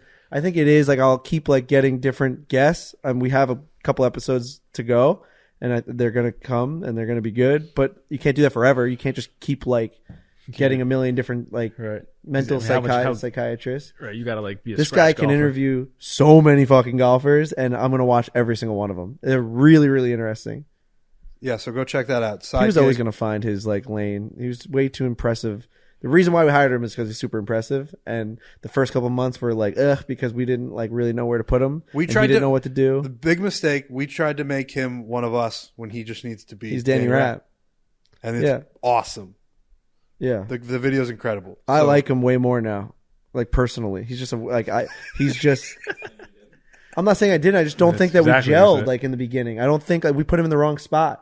Like you could tell in the videos, like he was just different. Like, and he even said that. He says that on the podcast. He's like, I was in a bad spot. Like I was like asked to replace somebody that really wasn't being replaced, and then he made a video saying like I got cut out of the podcast. It was weird. I almost like resented that we did that to Danny, and like it rubbed off on how I was treating Danny. And now I watch him, I'm like, you're exactly who we wanted this whole time. It's just we put you in a bad spot. Yep. Like I fucking love him. When we had Danny Rapp on before we hired him, I loved Danny Rapp. I was like, when he's on the show, it's fucking incredible. Yeah. And then all of a sudden we had him on. It's like, wait, like this isn't like something's wrong here. Like it wasn't. We fucked it up. We fucked it up. Like it was not golf season.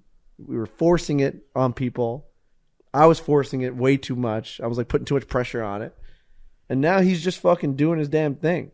He's doing the damn thing now. For sure. It's been like less than a year, too. It didn't even take that long. Dude, it's been like 6 months. Yeah. It's like, it's not. Yeah. It feels like 3 years. It's also funny. Because he's been through like wars. He's Yeah. been through He's comment wars. He's been through it. And Yeah. I respect the fuck out of that. Like I've been through it. You've been through it. Riggs has been through it. Like it's weird to say it's like a badge of honor, but like when you go through it and then you come out the other side and you start being yourself and making the content that you want to make, it's a cool thing to watch somebody go through. It's also funny. Like we're we're hiring a guy, we're making all these personnel decisions. I don't know anything about anything. You know what I mean? And I'll bring this up, and it's cliche at this point, but I was a security guard 10 years ago. Like, I'm supposed to figure out. You were a waiter at a restaurant. Like, where are we gonna put this guy to make the best content? It's like no idea. No idea. I got no idea. You got no clue. We just try to go with what we think is best, and sometimes that's wrong. And we might have fucked it up at the beginning with Danny Rapp, but right now, that shit's Also, it's humming. not fucking up because like whatever we do is just what we do. I know. It's just like there's no blueprint. We're the ones making the blueprint. It's just like it's about finding that right, because we talk for 5 hours each week on a podcast. We expect people to like listen to it and enjoy it. Like we have like now we're so deep into this thing that we have an obligation to make it good. As crazy as that sounds. I know what you mean. Like even though it's just us doing our own thing, like we don't have a blueprint. There's no like rules to follow. We just make the show we want it. But we do have like some sort of an obligation to like make the content like the top level, or like make it like what we think is the best. We can't just coast. And it felt like we made the wrong decision, which is like not the best content. And now it's fucking the best content. It's the best version of what he could be. Danny Rapp is the best version of what he can be. Only getting better. It's pretty honest last 10 minutes. 10, 15 minutes from us. That felt like no cameras, no mics. Like what we were just talking Oh yeah, about. were you even putting that out? Yeah. No, I think it's yeah. Well, we fucking love him. Like Of I course. fucking love the I guy. always love them. It's crazy. I'm really happy for him. Like I think That series is going to be a monster. Bro, we had to talk him off a ledge. He was like, I don't know, like what's happening. I'm not, dude. When we were in, was it San Diego or was it where were we? Yeah.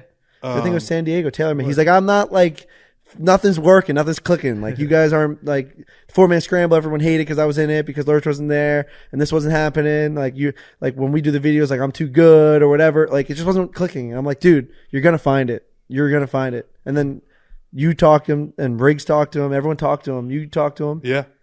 And it's like, you're going to find that thing. You're going to do it. You're Danny Rappaport. Fucking Tiger Woods calls you fucking D. You're going to find something. You're super impressive. And he found it. So go watch it. Side gig. It's really good. It's really good. Subscribe to the YouTube channel. Yeah. Anything else? Fuck. Alex Bush, what do you think? How long have we been going here? Probably a while. We're going to miss our reservation. We are? Well, all You right. said you're good. My dad texted me at bar. He's the King. fucking best. Yeah. King. Yeah. Frankie sent me a video earlier. He was just fucking out at the pool having a drink before golf. I was like, what a legend. Yeah, he was having a drink. All right, let's get out of here.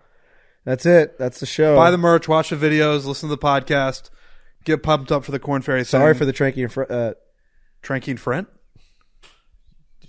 Sorry for the Tranky and Friend hour. Shout out to Kyle Timms, by the way. You're a beast editor. Kyle Timms. You guys were talking about the dozen. I wanted to sell him out so bad. Kyle Timms is a diehard Dozen fan. Diehard Dozen He's fan. one of our, so we talk about Alex Bush a lot, resident nerd. We talk about Brendan Jones a lot. We start talking about these guys as they travel with us. Kyle These guys Timms is like the guy now. He's like the workhorse. I mean, you're all workhorses. Fucking Alex and Kyle can't even come to dinner now because they have to edit this fucking podcast. But everyone's workhorse. But he's been fucking grinding. I like it. Big I time. like seeing it. He's been grinding. If you don't know who Kyle Timms is, Google, what should we Google? Trista Crick cheating scandal? What? Oh, on. He's the one that he's the one that Oh. he notices if people are Cheating during the dozen. Interesting. Like eyes moving. That's really interesting. Whenever- So Also- did you like my move during the last dozen where I had to show if someone was in the room? Because I had to just clear my name because I knew. I stopped doing it once I got hired at Barstool. Oh, he doesn't look anymore because he still got hired. watches. He's in the door. If also if you want to know what Kyle Timms looks like, just picture me. He looks like you. He looks just like me. He does look like you. But I like it. It's like he's a good addition. Good dinner mate. You also need people that you can travel with. Yes. Like that's been a lot of it too. Where like we've been traveling with Brendan for a long time, forever. Alex for a longer time now. Kyle's starting to get into You the mix. drive a while to get to the office, right? Nobody grinds harder than Kyle Timms. How long do you drive? Kyle's He 3 takes days. a train. 3 days in the office, right? Let's say 2 hour. 2 hours each way to get to the office. Lives in Pennsylvania. He lives in Pennsylvania. He goes to work in New York City. I didn't, and we got to make sure. And even even those 2 days that he's not coming in, he's working all day and night from home, making sure all this stuff is edited. Well, what I want to say is that I want to make sure the days that he's in there that he needs to be in there. Like I say that all the time. That's a lot, dude. Like, Can we just build him a office? He essentially can. He essentially has his office at home. Like, I don't want him coming into the office just to be like, I'm in the office. No, that's crazy. There's sometimes he's such a grinder. There's some times where he'll be like, yeah, like I'm in the office. I'm like, why the fuck? Are you in the 2 office? hours each way, dude. Yeah. Like we came back from a trip. I don't even remember whatever trip it was. We might have came back from Jacksonville on like a Tuesday, and like his scheduled day or whatever is like he had to be in the office on Wednesday. But I like remember telling him the night before, like, obviously you're not coming to the office tomorrow. And then I texted him. I'll be like, and I said something. He was like, yeah, I'll just do it right now. I'm in the office. I'm like, why the fuck are you in the office? Yeah. Yeah, we'll have to talk about that. I don't want 3 days in the office just to be like, I'm in the office 3 days a week. That's not how they're doing stuff even when they're not. They're doing a lot of stuff. You know what I mean? Listen. Yeah, he could operate his desktop from his home. Like he could operate his work desktop from home. We'll talk about But it. I love impressive stuff, dude. This is why the brands is successful. We somehow find the right people. Definitely. You have a couple ones that don't work along the way. Sure. And then you just toss them to the side. And then you find Kyle Timms and Alex Bushes and Brendan Joneses. And our boy Jared's on the up and up. We'll give him more love in a couple of months. Hopefully. Who? Our boy Jared. Jared is on the up and up. Yeah, we'll give him more love. And you would never get here without guys like Jake Pass, who's still at the company, obviously, but he's just not the foreplay stuff. Brain strategist.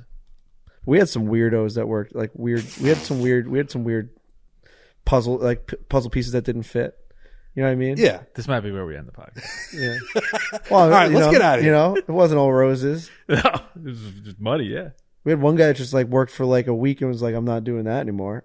Yeah. We're just like, that's crazy.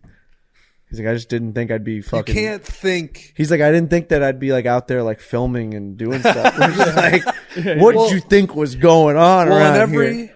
Well, in every line of work, there's no way you're not going to perfect the personnel the first time. We're in a good spot though. That's for why sure. People like the inside baseball stuff. We're in a good spot. Do they like the inside baseball stuff? I think people love inside baseball stuff. Yeah. I like when people talk about like the behind the scenes shit of other podcasts. Yeah, me too, actually. Because like you just want to know. Like I wish Joe Rogan talked to fucking Jamie more. Young Jamie? Yeah, I want to know everything. I know he's. Yeah, how many hours is that guy working on the podcast? You think he edits the podcast? You think like how long do you think that guy spends editing that podcast? 20 minutes? Was it 4 hours long? I don't think they edit anything, right? No. I mean, I don't know. I don't run it. That's but what I mean. I love young Jamie. Cuts cameras. I want to know. I want to. Yeah, he does cut cameras, but he cuts cameras live. Yeah, he just switches. Yeah. No, yeah. We should have that guy on the show. He's a foreplay fan. Don't you DM him? He's a huge golfer. Yeah, I mean, I don't know. I want to know all that shit. See, this is what I mean. You message him, right? People, yeah, he messages Trent all the time about He shit. messaged me. I don't know. I mean, Leave him on red. no, I don't leave him on red. He DM'd me, and I would love to have him on the show. I want to have him on the show We bad. can talk about all this, but he DM'd me that he played with my video game character at Sawgrass. That's fucking insane. And he was like, I birdied the last 3 holes. I birdied 17. Like, yeah, he's into it. And I know Frankie and him have gone back and forth about, like, I'll just put up videos of me and Frankie playing, and he'll DM me just being like, great. Like, he loves golf. So, but I want to know the inner workings of all that shit. Yeah. You know? We could probably learn from it too. Like now our listeners know that we have a guy editing this fucking thing that drives 4 hours each day to fucking do it. I love that shit. I want people so bad to go watch the Trista Crick thing. So bad. You like edited a video. There's a whole thing. Oh like, my God. you did like a breakdown? It's a breakdown. You got a little crazy in you for sure to do that. Yeah. It's psychotic. Yeah. I think everybody in this room kind of has that. Oh, and 100%. I'm talking about on camera and off camera. Yeah. Yeah. And we need that. You need crazy people. He'll give me like ideas and stuff. He's like, I know I'm weird. I'm like, no, that's good. No, They bro. have a really good idea for next year. This is where we're going This to is end Kyle's the idea. podcast. It's Kyle's idea. This is where we're going to end the podcast because I want to know about it. He's just got a really good content idea that I'm like really excited about. And I think it's like, I'm not going to do Don't. it. I'm not going to do it. Because I want to know in like I'm not going to do it. in like 2 minutes. He's got a really good idea. That's like it. Tickled, Stop. Seriously, it tickled, stop. It, I know. Seriously, it tickled my Grundle? unshowered nutsack because I need to take a shower bad right now. All right, now we actually got to get out of here. Yeah, bro. Shout out to all the listeners. Shout out to everybody who got this far. If you've gotten this far, you're a psycho. When Frankie and I do Dude, these I want shows, if you've gotten this far, All right, what- tweet at us. I'm a psycho. Like no. Well, you're just gonna get. I'm a psycho. we've done No, college- don't do that because then like your family and friends are gonna see that tweet. I'm a real one. Because everyone's gonna be like, "Are you okay, Brian? Are you all right?" let's do a color. Yes. We've done that before. Indigo. Is that a color? Kyle, what's your favorite color? What? We're literally in the Indigo Tower. Indigo Tower. Maybe that's why it's in my He's always fucking. on it. Maybe that's Okay. why it's in my brain. I should have known that was a color. You didn't know that was a color? What'd you think it was? Something you dip into like your water? I don't know what I think thought it was. Roy G. Biv. I think the BIV. Yeah, Roy G. Biv. That's It's bad. I didn't know how to do math, but you didn't know what Roy G. Biv was. I still don't. Red, orange, What? yellow, blue. You never heard Roy G. Biv? No. We gotta turn this off. This is worse than me saying I have an unshowered grundle. Did you go to elementary school? Not really. I didn't know how to do math. In the All beginning right. of this. So the people between Indigo. Just if you've gotten this far in this podcast, which is unbelievable, you just tweet us Indigo. No other words. Indigo. I want to see how many people. What if we get 10,000 responses? That'd be great. Indigo. Just tweet. I want if you're of knowing Of note. of note. Yeah. If you're of note and you tweet us, I will go crazy. If anyone's all right. spending their hard-earned time listening to this, I'm sorry. Indigo is the word. Tweet it at us, and also go subscribe to the YouTube page. All right. That's it. I love you. We're gonna go to this restaurant, or else we're not gonna get in. All right. Hit it hard. Hit it hard. Hit it hard.